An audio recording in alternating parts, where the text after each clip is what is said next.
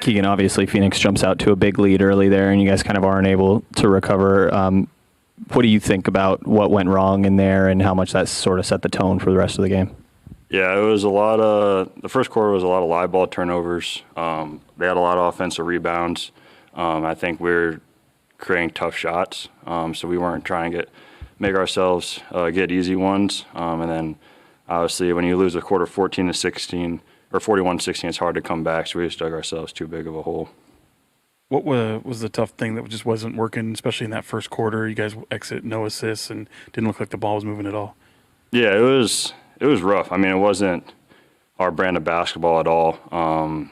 I think they did a good job of staying boxes and elbows and taking away the next pass. But I think the next three quarters, we started to figure it out a little bit, but it was just too late.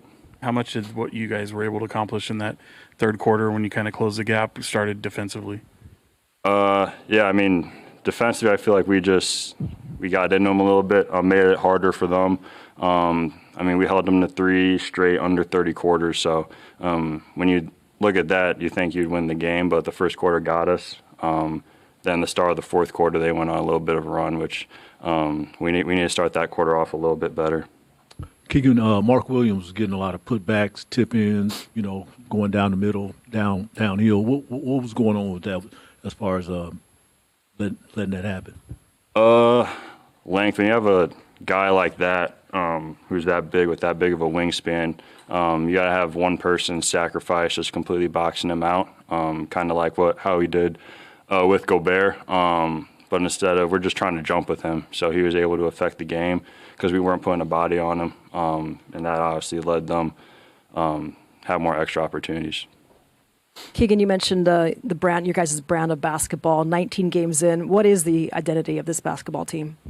I mean, I don't think we're showing it right now. I think you saw it more in the Minnesota and the Denver game, but we just want to try and disrupt teams, play fast, be the aggressor, have the other team be on their heels, and just keep punching them. But tonight, obviously, I think we only did that for one quarter, so that's something that in the future we got to fix. Keegan, DeMar, after you came out the other night, DeMar talked about how you're a key to this team and that this is your team. Just kind of wondering how you process that and also the process of becoming that guy, and if that's something you're comfortable with now or feel like you'll grow into over time. Yeah, I mean, it's just getting more comfortable in that position. Obviously, DeMar's a super good leader when it comes to that.